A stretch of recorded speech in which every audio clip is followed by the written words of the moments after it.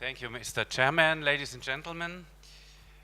Digital change and the use of new technologies will continue to change the way we work, we communicate, we obtain information, we go shopping, we consume culture, we participate. In short, it will change the way of life we are used to. This transformation in all spheres of lives provides opportunities, but also poses risks to democratic societies. The relationship technology and democracy is one of the utmost challenges for all our future life.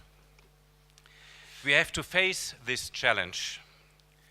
We all together have to design this future so that it will not be a relationship technology versus democracy. Introducing to our today's discussion, I would like to point out four crucial points. First, Industry 4.0 and future of work.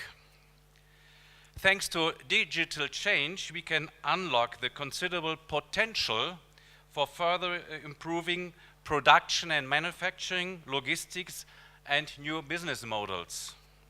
For example, robots in elderly care, or 3D printing as a new digital craft, or we can use electronic geodata for the farmers. And finally, e-commerce all provide great opportunities. But at the same time, they cause many changes, notably in the world of work, where major focus is on changing, on disappearing, and newly developing professions. This will bring a new kind of work in the world. It is therefore the utmost importance to involve employers in the process of transformation. Digital change must not be a top-down process, otherwise it will not work. One of the challenges is about creating workplaces that are future-proof and socially compatible, while at the same time strengthening Europe's competitive position as industrial and business location. It is not new technologies alone that pose a challenge here, but in particular the reconfiguration of social behavior that results from introduction and therefore a new interrelationship between humans and machines. For example, if you think about the artificial intelligence or concerning autonomous driving. What should this new human-machine interaction look like? This question remains yet to be answered, but two things are certain.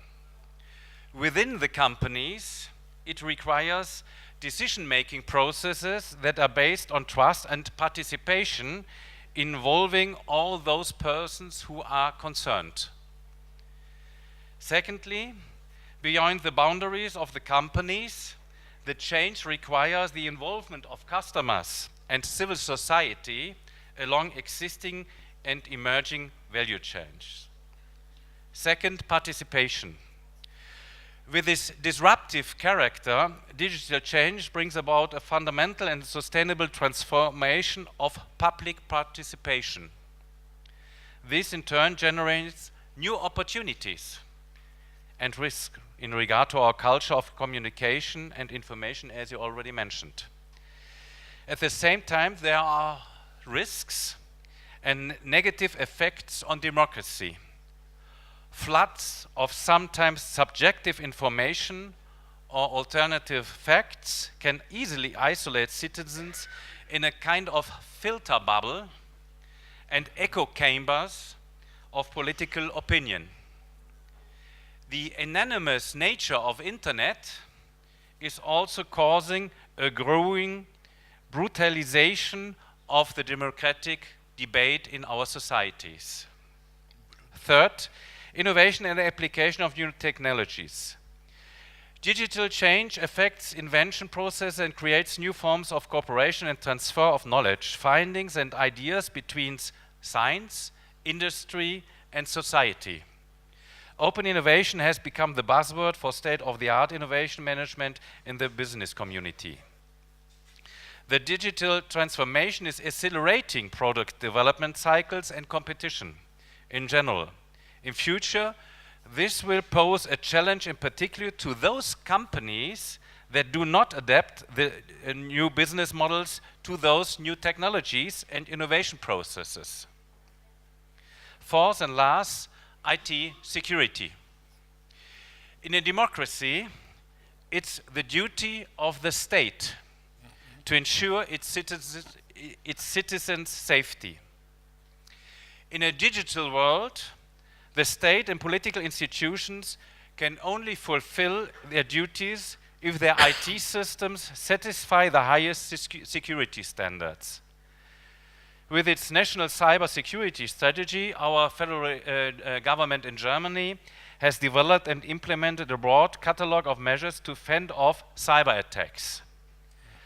Our society is becoming more and more connected. Information and communication technologies shape how we live together. Industry value creation processes are in many places becoming fully automated and are controlled digitally.